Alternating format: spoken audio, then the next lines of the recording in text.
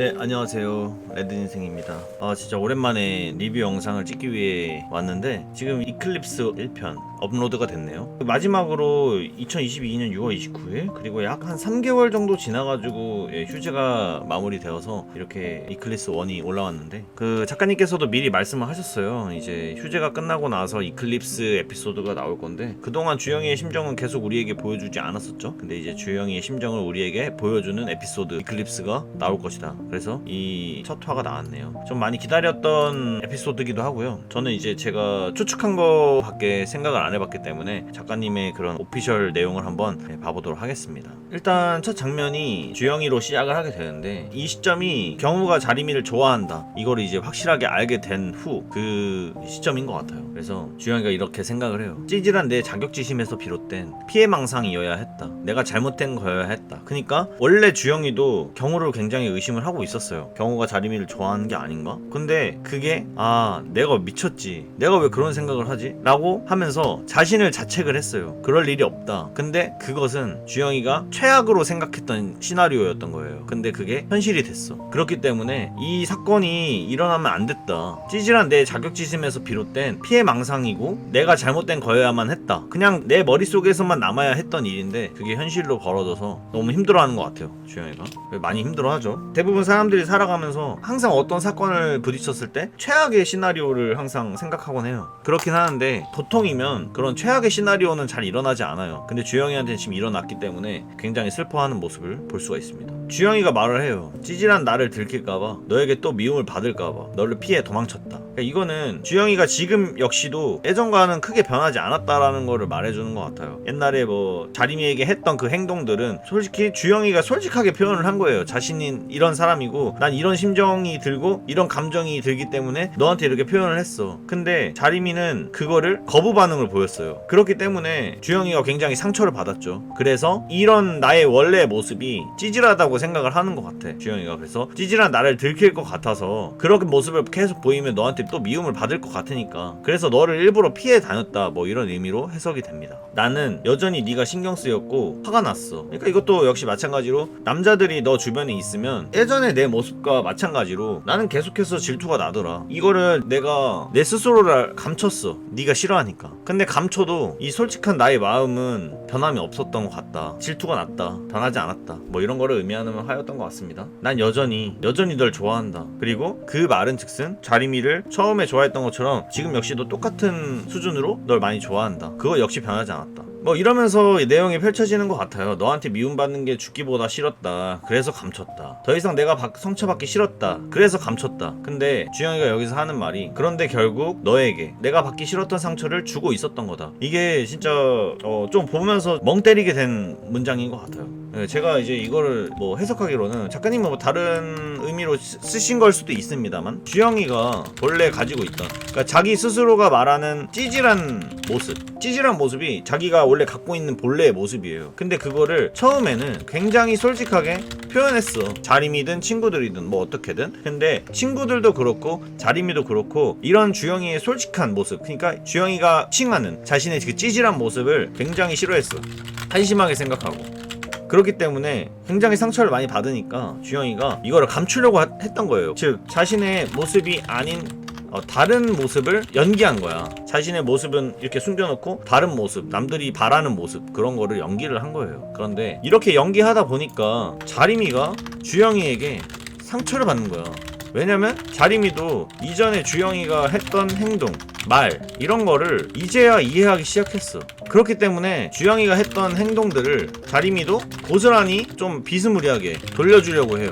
그런데 그거를 주영이도 역시 예전에 자림이가 했던 것처럼 거절을 해. 근데 주영이는 이게 연기야. 왜냐면 내가 얘한테 내 본 모습을 보이면 얘가 계속 멀어질 것 같고 실망할 것 같고 그런 거를 주기 싫으니까. 어쨌든 이런 거를 자림이도 하면서 자림이도 약간 상처를 받았어요. 그래서 주영이가 이렇게 말을 한 거야. 내가 상처받기 싫어서 숨겼는데 근데 지금 내가 그렇게 받기 싫어하던 상처를 자림이에게 주고 있다.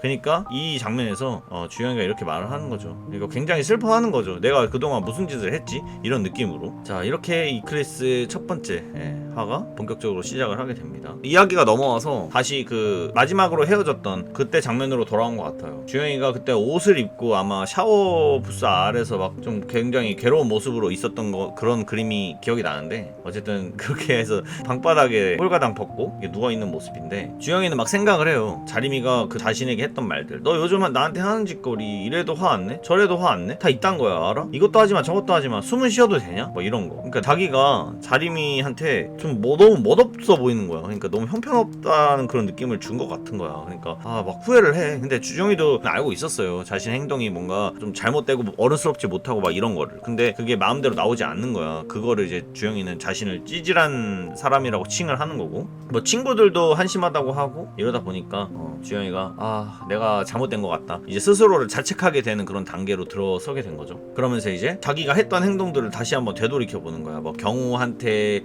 질투를 했다는 둥, 뭐 아니면 자림이가 일을 하느라 연락을 못 했는데 그거를 질투를 한다는 둥, 이런 거를 생각하면서 내가 얼마나 병신처럼 보였을까, 상대해주기 얼마나 역 같았을까, 경우는 또 어떻게 생각을 했을까, 내가 이런 말을 했을 때. 괴로운 거죠. 모든 원흉은 나다. 약간 모든 이 상황이 다 펼쳐진 거에 있어서 모든 잘못이 자신에게 있다라고 주영이는 생각을 하는 모습입니다. 내가 그런 한심한 선택만 안 했어도, 감정에 휘둘리지만 않았어도 시간을 되돌리고 싶다, 다시 이걸 지우고 싶어. 이거는 주영이의 흑역사가 된 거예요, 주영이 스스로에게는. 어쨌든 하지만 이미 모든 게 늦어버렸고 돌아가봤자 난 다시 되풀이할 거다. 그러니까 나는 진짜 형편없는 애야, 이런 단계까지 들어간 거야. 이러면서 약간 사람이 보통 우울증이 오는 걸로 알고 있거든요. 그리고 약간 뭐 되게 사람이 갇히고, 어쨌든 주영이도 그런 시점으로 들어간 겁니다. 솔직해도 솔직하지 않아도 내가 찌질한 이상 달라지는 게 없다. 그러니까 아까도 말씀드렸지만 내가 솔직한 감정을 자림이에게 내뱉으니까 자림이는 거부 반응을 보였어. 근데 내 마음을 숨기고 뭔가 어른스럽게 연기를 했어. 근데 그것도 내가 어쨌든 속으로는 변하지 않았으니까 그것도 불편해. 뭐 어른스러운 척 하려고 해도 불편한 거지. 그러니까 내가 찌질한 이상 달라지는 게 없다, 이렇게 얘기를 하는 거죠. 그러면서 말을 해요. 나도 잘 알고 있었다, 내가 제일 한심한 놈이라는 걸. 그래도 너에게만큼은 막 그런 소리 듣고 싶지 않았고, 너에게만큼은 한심하고 싶지 않았다, 이런 모습을 들키고 싶지도 않았다. 나 스스로를 잘 알고 있으니까 너에게는 좋은 모습만 보여주고 싶었는데, 근데 어쨌든 내 모습을 너에게 보였고 결과적으로 너 진짜 존나 없어 보인다라는 말까지 들었다. 그러니까 이제 앞으로 더 만났을 경우 이 상황보다 더 악화될 거라고 생각을 하니까 이젠 널 마주하는 게 두려워진 거지. 난 더 이상 너한테 마이너스가 되고 싶지 않으니까. 그래서 만약에 그렇게 만약에 또 자림이한테 저거에 이상의 또 멘트를 들어버리게 되면 내가 또 상처를 받을까봐, 그래서 아무리 전화가 오고 막 해도 그냥 무섭다, 이제는 너가 날 더 싫어하고 너가 날 더 한심하게 생각할 그 상황들이 싫어서 그래서 연락을 피하게 됐다, 이런 식으로 이제 이해를 하면 될 것 같습니다. 그러니까 왜 그동안 주영이가 자림이에게 그렇게 행동을 했는지 정확하게 알 수 있는 그런 장면들인 것 같아요. 이 주영이의 심리를 보면서. 그러면서 주영이는 문 앞으로 다가가서 비밀번호를 초기화를 시켜요. 그리고 나서 이 비밀번호를 제 기억에는 자림이와 처음 만난 날로 등록을 할 거예요. 이 의미는 뭐 여러분들도 다 아시겠지만 다시 그때로 돌아가고 싶다, 다시 처음부터 제대로 하고 싶다, 내가 다시 한번 나에게 기회가 온다면 돌아가서 내가 그동안 한심하게 보였던 그런 행동들을 하지 않겠다, 이런 거의 의미로 보입니다. 원래는 비밀번호가 아마 자림이 생일이었나? 그랬던 걸로 기억하는데 어쨌든 그런 의미가 숨겨져 있지 않았나 싶습니다. 자, 근데 이제 비밀번호를 바꾸고 좀 쉬고 있는데 경호가 찾아오죠. 경호가 아마 어머니 반찬 갖다 준다고 하면서 이렇게 오는데, 사실 방금 비밀번호를 바꿨는데 여기서 이경호를 등장을 시킨다, 이게 좀 숨겨져 있지 않나, 작가님의 그런 의도가 숨겨져 있지 않나, 막 이런 생각을 많이 해봤어요. 어쨌든 자림이와 주영이 사이에 계속해서 파고들고 오려고 하는 것 같으니까 그런 느낌이 일단 들었습니다. 그래서